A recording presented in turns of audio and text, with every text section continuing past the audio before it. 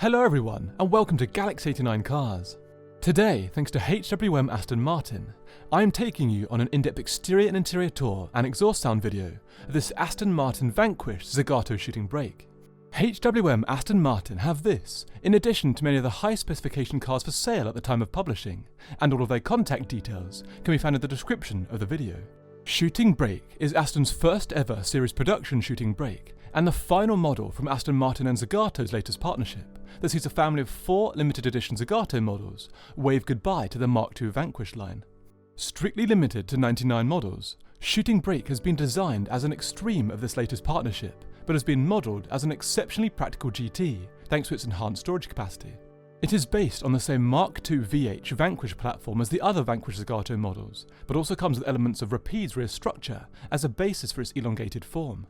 Finished here in lava red, it is constructed from a new extruded aluminium and carbon fibre body with full carbon fibre panels and comes in at 4,762mm long, 37mm longer than the standard Vanquish, 2,109mm wide, 39mm wider, as tall at 1,294mm high, and certainly weighs more than the coupe's 1739kg.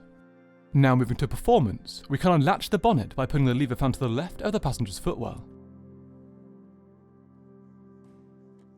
Then moving around to the front, we need to pull the catch under the light bonnet before it can be raised and self-supported on 2 struts. The Vanquish Zagato range is powered by 2 region-dependent uprated versions of the engine found in the standard Vanquish, but will focus on the one found in the UK and Europe. Cars in this region are powered by a front mid-mounted, naturally aspirated 6-litre V12 that produces 592 brake horsepower and 630 Nm of torque.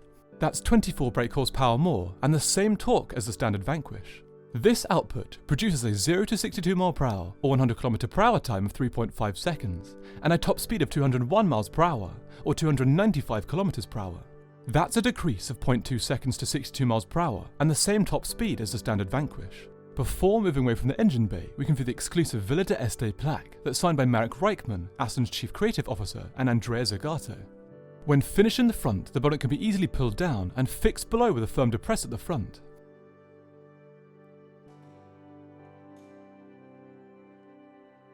Now moving down to the wheels, we find wheels exclusive to this model, these 20-inch front and rear, multi-spoke, satin black and bronze anodized alloys.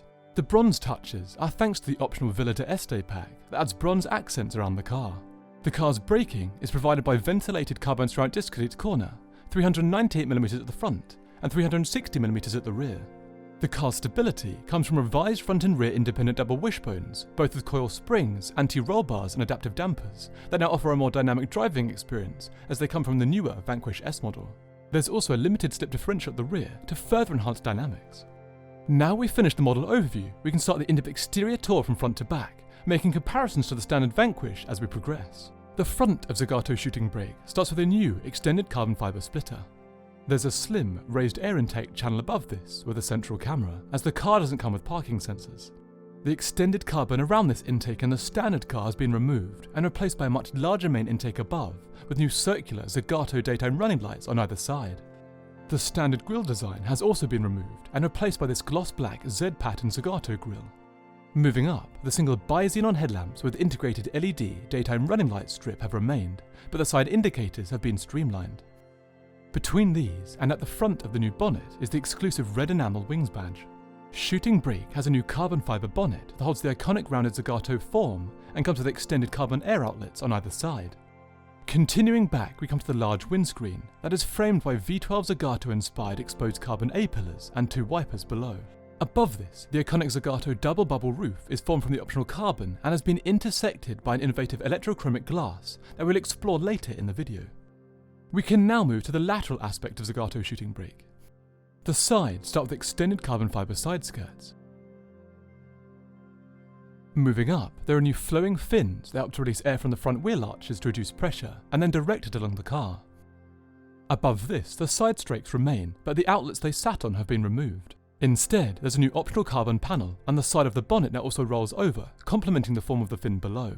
Moving back, the electrically adjustable wing mirrors above are now more sleek as they've been redesigned with inspiration taken from the 177. Along from these, we find the same integrated handles as before. Above, the top line of the window surrounds now runs straight back, instead of curving down to meet the bottom line. Continuing back, we of course have to focus on the very thing that gives this car its name, its extended rear section. Moving back in, the fuel tank flap sits over the left arch here. It can be unlocked and opened by using the button on the driver's side door. Zagato Shooting Brake has an enhanced fuel tank capacity of 90.5 litres, with an estimated combined MPG of around 19. Moving around, the straight top line of the roof on the standard Vanquish has been softened here thanks to the double bubble and extended roof spoiler. Looking closer at the spoiler, we find an integrated LED brake light strip.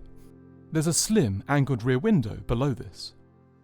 Below and on either side, we find the new Vulcan-inspired light blade rear light complexes that are shared with the other Aston Martin Zagato models. These sit in new indentations with faux air vents to their outside edges. A new, dynamic line flows out from these to create a soft peak that connects both sides of the rear. On the centre, we find a new red enamel wings badge and chrome boot lid release underneath. Moving down, the carbon rear bumper has been extended and now encompasses the reg plate holder and reversing camera that sits above. Below and on either side, we come to the new dual exits from the quad exit valve-controlled sports exhaust. At the very bottom of the new diffuser is a cutout that allows air to flow more freely out of the rear. Let's hear how Vanquish Zagato Shooting Brake sounds.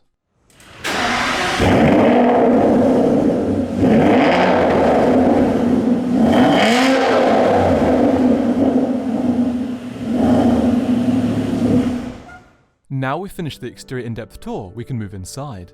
Zagato Shooting Brake comes with a Glass Emotional Control Unit, or ECU, from the Mark II Vanquish line. It offers controls for unlock and lock, to flash the lights and to open the boot. Now moving inside, after using the integrated handles, the swan doors pull out easily at 12 degrees.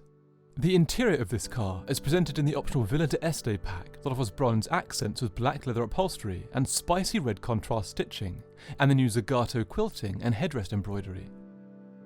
We can now start the in-depth interior tour with the doors. The dual stitch runs almost the entire length and finishes with the first speaker from the 1000 watt 13 speaker B&O system below. The panel underneath this is now covered by the standard Zagato stitching pattern. The leather upholstered armrest is below this, with buttons for the interior lock controls, fuel cap and boot, and electric windows and mirrors. Moving along the side of the armrest, we come to the door release.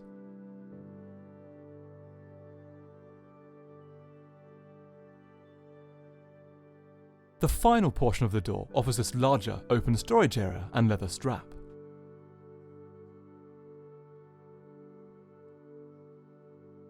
Now moving into the interior, the extended side skirt has an affected ingress and egress, which is a straightforward process. Zagato Shooting Brake sill starts with this commemorative sill plaque with the model number.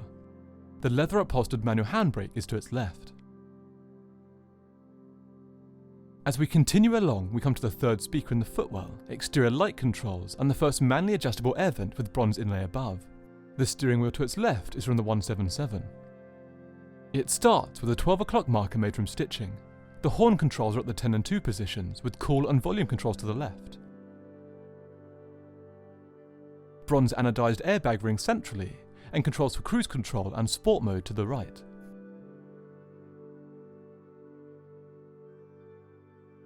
To turn the car on, the ECU needs to be depressed into its port in the central column. The screens display their start sequences, and the tweeters rise up in the corners when this is done.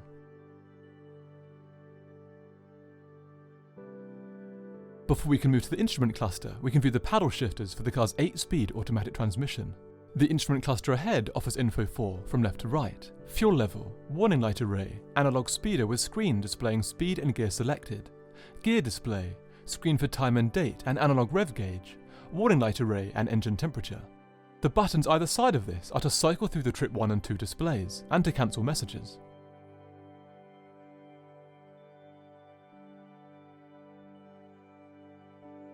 Looking behind this, the dash starts with the first B&O speaker that can rise up. It's finished in extended black leather with contrast gold stitching that runs around and takes us to the adjacent tweeter. Moving down, we come to the 6.5-inch infotainment display that runs Aston's AM-i3 infotainment system. The first menu screen is for the rear and front park assist cameras, with guidelines for reversing assistance. Vehicle status comes after for tyre pressure and temperatures. Then power meter that displays real-time power and torque usage. The navigation display is next for destination country, to navigate to a destination, points of interest, the map and the GPS. Audio comes after for the FM and DAB digital radio and device input via aux. In audio, the B&O corner tweeters can also be raised and lowered. Then phone for Bluetooth connectivity, call history, contacts, keypad and messages. Apple CarPlay and Android Auto come next, with settings for basic setup, including time and date, audio, language and appearance last. To save power, I decided to remove the ECU. Just before the screen folds, we can view the exclusive Zagato start and end screen. Below the screen, there are two air vents integrated into the carbon herringbone finished central column. Under these, we come to the drive mode selection buttons for park, reverse, ECU input, neutral and drive. Moving down, we come to two button arrays. The one on the left starts with a fan speed rotary with gold surround, front demist, air direction and passenger heated seat. The central rotary is for volume control, and the array to its right starts with rotary for temperature, then AC, max front demist, rear demist and driver's heated seat. Below, the large rotary is to navigate through the infotainment system, and under this there are two direct access control arrays. The one to the left is for source, radio and menu, and on the right, phone, back and navigation. Below these arrays there are four final buttons. Firstly, the voltage control for the electrochromic roof, then hazard lights, traction control and launch control. Moving back, we come to an open storage area and two open cup holders. Behind this, the magnetically secured lid of the dual armrest can be lifted up to reveal a dual level storage area, as well as the 12 volt, aux and two USB inputs. This part of the central column runs back to a single cup holder with the gold painted tray.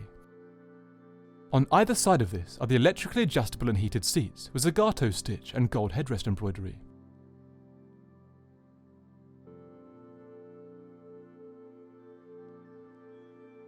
As in the standard Vanquish, all seat movement controls can be found to the respective side of the central column. To move into the extended rear, we need to press the button found to the outside shoulder of the front seats and then pull them forward. This section of the rear Zagato shooting brake is comprised of two smaller storage areas on either side, with a much larger boot above and a single carbon arm that helps to provide enhanced rigidity.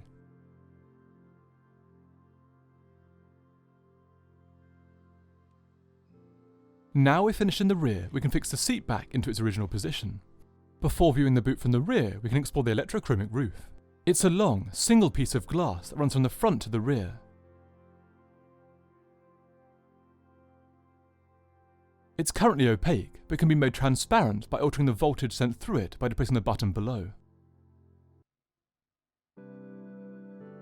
Now moving to the rear, shooting brake has a power tailgate that can be opened using the button found on the driver's side, that on the key, or the small chrome button on the boot lid. The boot here has a significantly enhanced capacity of the 368 litres in the standard Vanquish. Taking a closer look, there's a small compartment to the right with the medkit.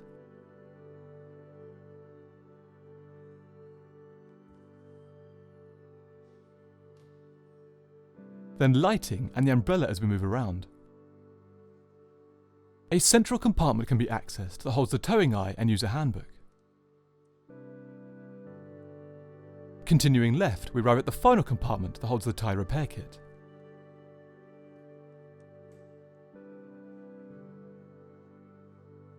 Once finished in the rear, the boot lid needs to be manually pushed back down. We can now move back inside briefly to view the car's final few features. Looking up, the headliner here comes with the optional graduated Zagato quilting. Looking ahead, there are slim sun visors on each side with vanity mirrors, and finally, the rearview mirror centrally with two LED reading lights behind it. So that concludes my in-depth exterior and interior tour and exhaust sound video of this 2019 Aston Martin Vanquish Zagato shooting brake.